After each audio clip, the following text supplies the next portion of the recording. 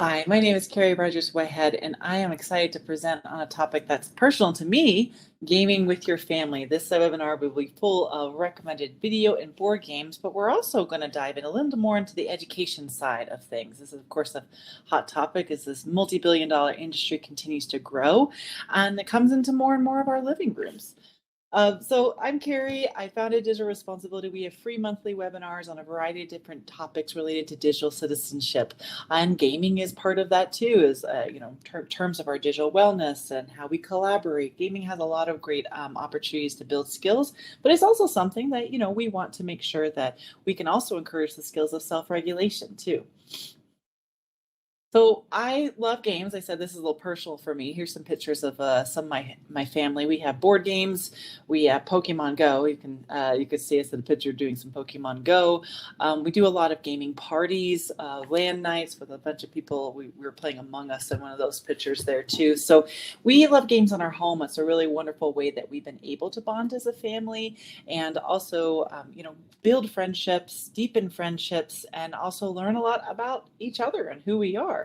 And I do want to point out on this screen, there is my very proud high score on the arcade game Burger Time. I have been playing games since I was a little girl, and I have surpassed my Burger Time score when I was 8 years old. So pretty proud of that one. But so what we're going to talk about the benefits of video games. And yes, I am very clear that there are definitely some cons. It can be a con in terms of the amount of hours spent, or there could be maybe video game violence or other kind of pieces. Sometimes video game communities online are very supportive, and sometimes they can be really toxic. So that's not to say that there aren't some cons, but in this presentation, we're mainly focusing on the positives there.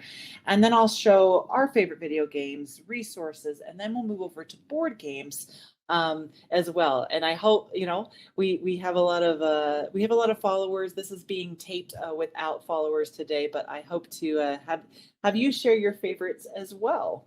There are a lot of benefits for video games, and for us, it's been like a lot of social benefits in terms of relationship building and closeness with the family and having something that we have in common together.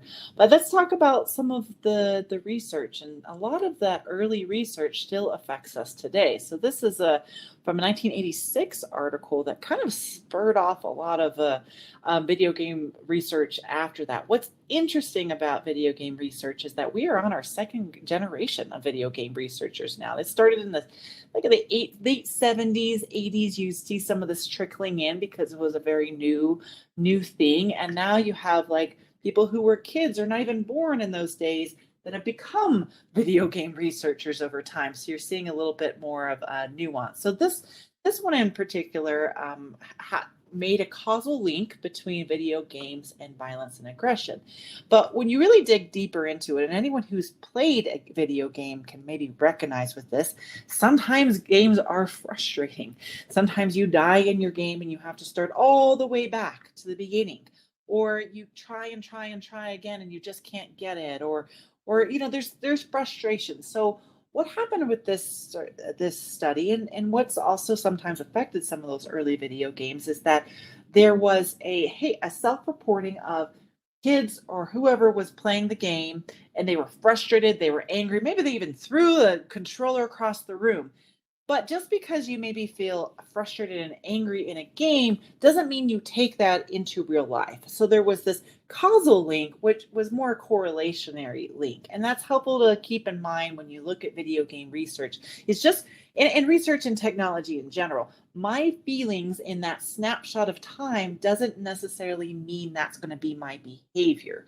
And I know I have had some frustration with video games too. And we have had as a family some conversations around that. Like, that is an ideal time for families to talk about things like, what makes you frustrated? What can we do when we are frustrated? What are some tips to calming ourselves down? But it's not necessarily that causal link. So there was a 2005 statement from the American Psychological Association on video games, and they made that causal link between violent video games and violent behavior. But 15 years later, as more and more research stacked up, they backed off that. There is insufficient scientific evidence to support that causal link. And I do like what they said, in that violence is a complex social problem. So you want to look at the full picture of what's going on in that child's life, of where that violence may come from. But most likely, it's not really coming from dying in a video game. That's an expression of violence. That doesn't mean it's a behavior and an action of violence there too. So along with that new generation of video game researchers, this is one that I follow, started out asking people why people play video games and try to replicate those video game aggression stories. Now, this is a larger issue in the social sciences. A lot of studies that were older have not been able to been replicated. And you have these new generation of researchers trying to go back, and they're not finding the same thing as they did in that 1960 journal article too.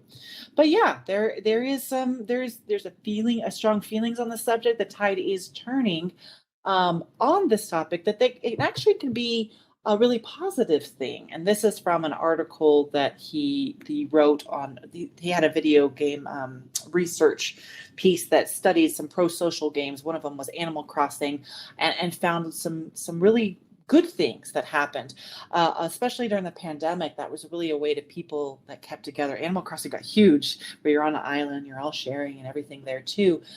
So there's been a lot of generalizations. There's been some causal links that aren't really causal, but maybe correlationary. But yeah, if video games are so ubiquitous in so many homes and families, if these were truly the effects of playing video games, wouldn't we see a lot more violence? Wouldn't we see a lot more people, shooting each other, or this or that or that? But we don't. And it's been a couple generations now. And that's not to say that there can't be problems, but it doesn't necessarily cause that behavior. So it can encourage that social connection for people that maybe are a little shyer, for lack of a better word, or maybe they're neurodiverse and they struggle with picking up social cues.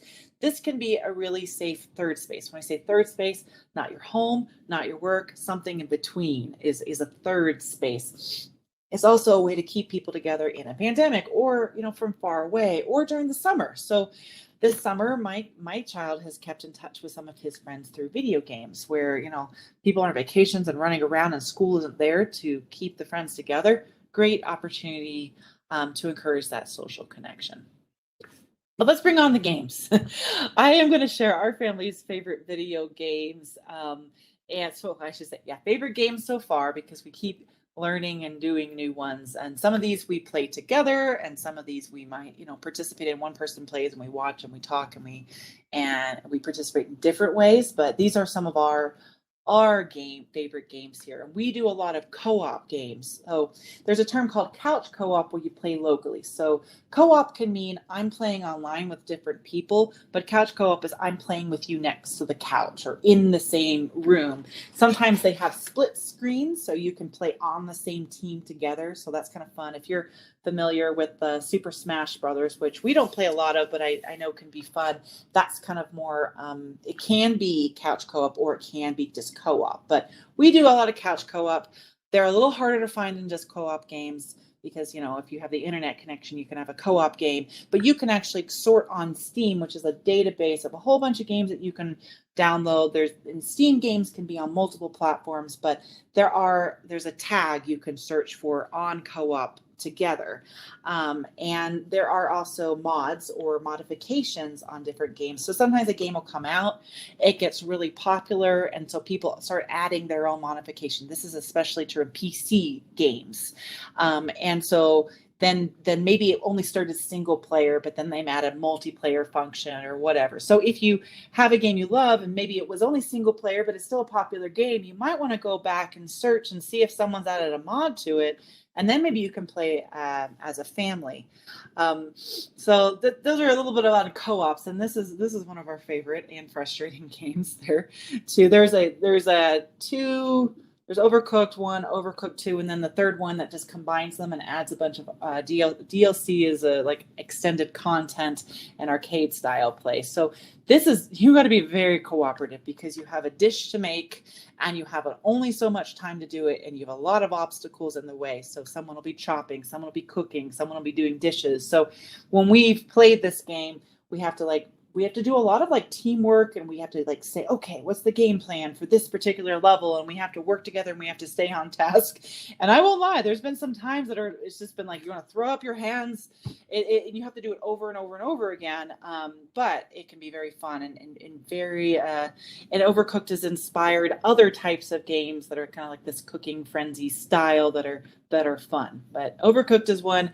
We love Stardew Valley. Now, we've played this as a mod. I mentioned earlier, mods are modifications. And so this game's been around for like a decade.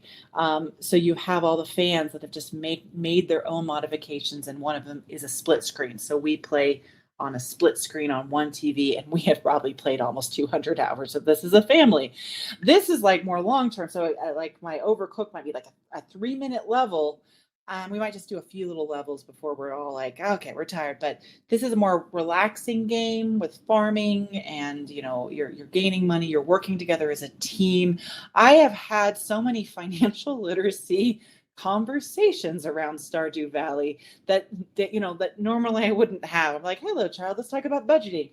But because we had a shared budget in this game, we all had to allocate what we were going to spend or what we're not going to spend. And well, you can't have that yet. We have to have the crops come in. So it really was really nice for us. But this was by a solo developer. Oh, and it said Concerned App. I realize there's a misspelling. Concerned Ape.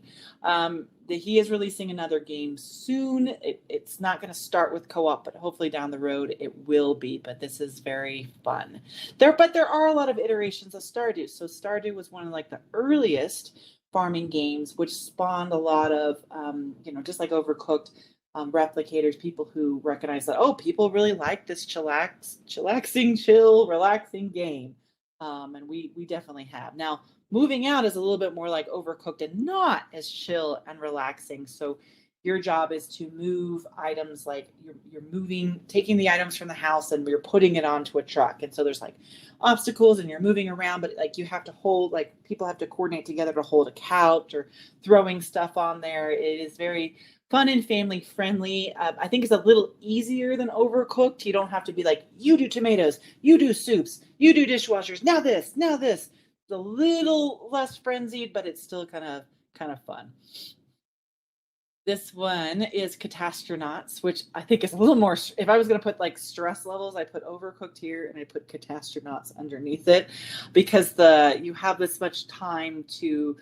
You're on like a spaceship and there's like fires and things you have to do, or that you only have like so much time, and if you can't do it, the whole thing shuts down. So you can play up to 4 players. Just some of those other games you can play with multiple people too. These ones, Catastronauts and Moving Out, are designed for cooperative play. You don't need a mod, but if you like one, you'll like the other two. And very family friendly. These are some other games that we've played. Plate Up is like, so you have Overcooked where you're preparing dishes in a certain period of time. Plate Up is what they call a roguelite game, which means it's an iteration you repeat over and over again. But this time you have to start back from the beginning if you lose.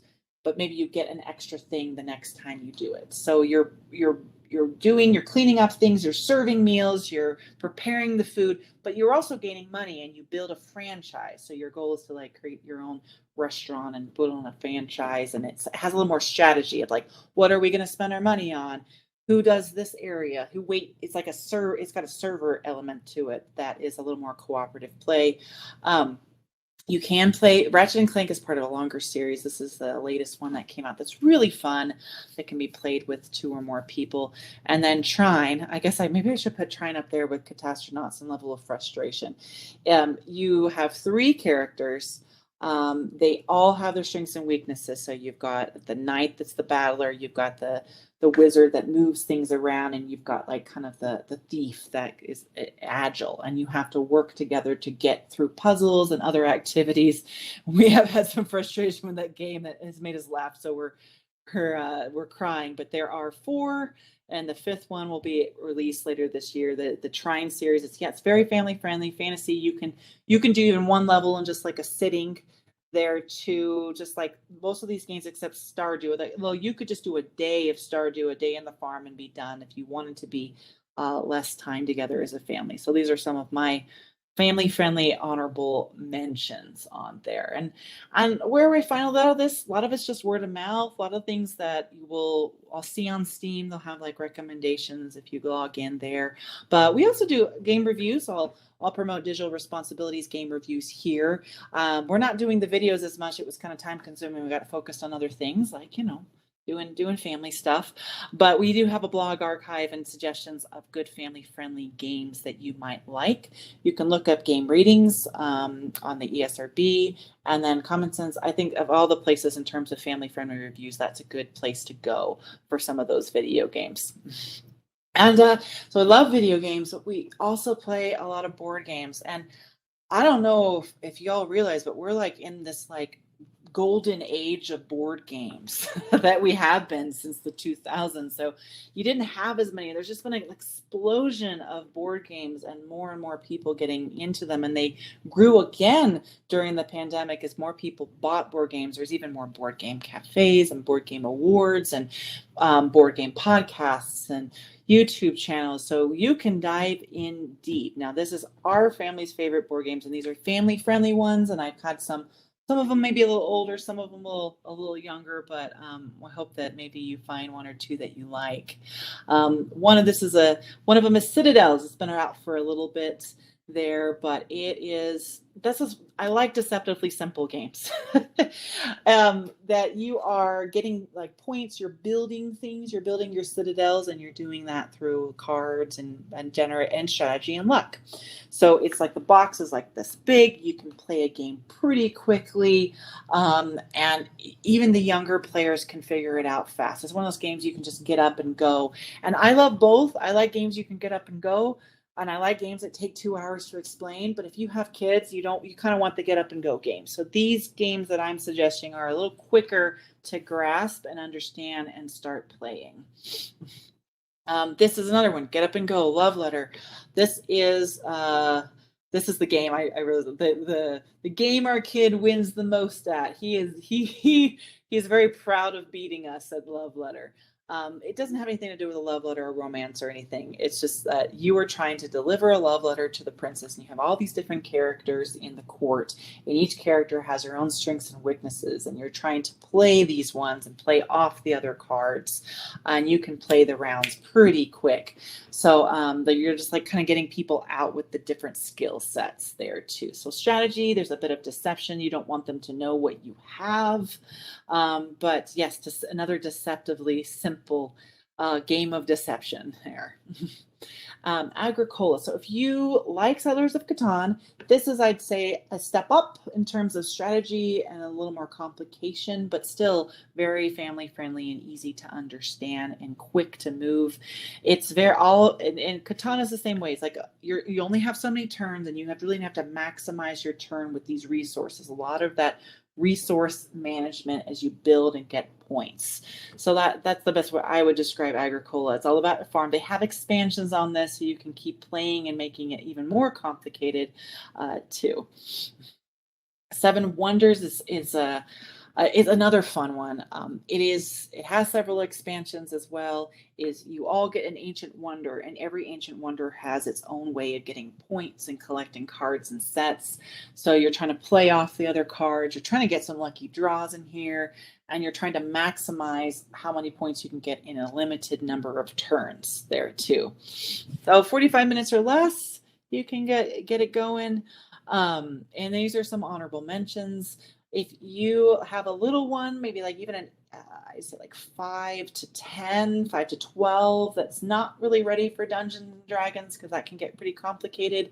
There are some modifications. You can find all sorts of D&D stuff online for younger kids, but if you want to get them into like the idea of Dungeons and Dragons and the process of Dungeons and Dragons, Mice and Mystics is a good starter game where there is a story and you all have your roles as you're trying to, you're these little mice trying to escape. Alchemists is another kind of fun one there too. It's a little longer, but you can still get it done about an hour and a half there. And you're putting together potions for different points. And you have multiple actions that you can do, but yeah, you're trying to see who can make the best potions and get the most points. Coup is like Love Letter. It's a bluffing game of deception, real quick. there too, and you're pretending that you have something or you don't have something and trying to play off what other people do as well. So these are some of our honorable mentions on board games there. But for younger kids, let's say like Mice and Mystics is a good one. But some other younger kid games are Camel Up. That is another fast one. You can do that in 30 minutes. You can figure out the rules pretty quick. That is you're betting. You have your little camels that will move to different colors around the board, and you're betting on like what color and who will win and all that. And it's dice. It's a bunch of movement, and it's fun and quick. Blockus has been around for a while. This is kind of a chill game that you're trying to like place your blocks in certain areas to take up the space. And Carcassonne is my first Carcassonne is based on the regular board game. Great board game. I say older kids to tweens and teens could play Carcassonne, but if you want it even younger, this is like a tile laying game. So you randomly draw the tiles and you're connecting, you're building things together, and you get certain points the way you build for things. But they've adapted this for kids as young as 4. This is it's not as stressful as some of the other games, I would say. So if you're looking to, here's some ideas for games, you're looking where to start, where do I find this, what should I buy? I'll share a few more resources with you for these board games. So one thing, especially if you have young kids, is investing in card sleeves. This is like a plastic sleeve that goes over it. Now, sometimes you have the tiny little cards, they're squares. Sometimes you have weird shapes. Sometimes you have them like a poker card, but there's a lot of different shapes to the cards. And if you play something a lot, like we do with Love Letter, you're really going to need these, because if you can't play a game of deception, if you know the card that has a bent corner is this card. So it ruins the whole deck at that point. So if you're going to invest in the game, and you could be spending $40, $50, $60 on some of these games, you might as well invest in some of these card sleeves to make the game last longer. You can also get so in games, you get like a plastic sleeves that kind of sometimes hold things together. But there are 3D printed holders. There's a whole ecosystem on Discord or Etsy. You can find a lot of those handcrafted ones that they're wooden, and they really hold the game in together, because those plastic things that a lot of these board games come together fall apart quickly, and then all of a sudden you're like trying to sort through things and organizing, and it takes all this time to put it out. You can also just buy boxes of card holders instead of actually having the physical square. But like, I am a big believer in card sleeves now that I used to not be. They will last like a long time, and they are in all sorts of shapes and sizes. Just make sure you're getting the right size there. Some resources on board games. These are just a few. As I said, we are in a golden age of board games, with a lot more coming out in multiple countries, and people just diving in onto these, and just a lot of creativity. We are far, far beyond Monopoly and Life and Scrabble. But Board Game Geek, and I like that they have recommendations from parents and kids. If you are into co-op games, like my family, they're really fun to play together. The One Stop Co-op Shop, which is a YouTube channel that goes into a lot of different co-op games, some family friendly, some not so much. And then if you really, really want to dive in deep, So Very Wrong About Games podcast. And they also have reviews and articles and things on their website, sowronggames.com too. I had nothing from these recommendations. I just think there's some good ones if you want to dive in on this.